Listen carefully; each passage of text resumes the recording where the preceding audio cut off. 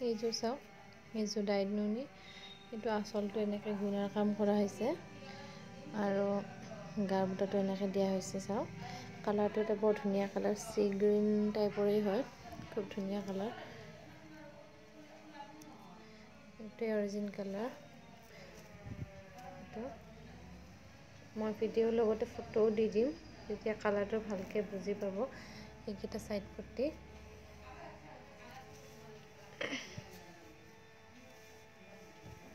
Quality বহুত soft হয় কাপোৰযোৰৰ।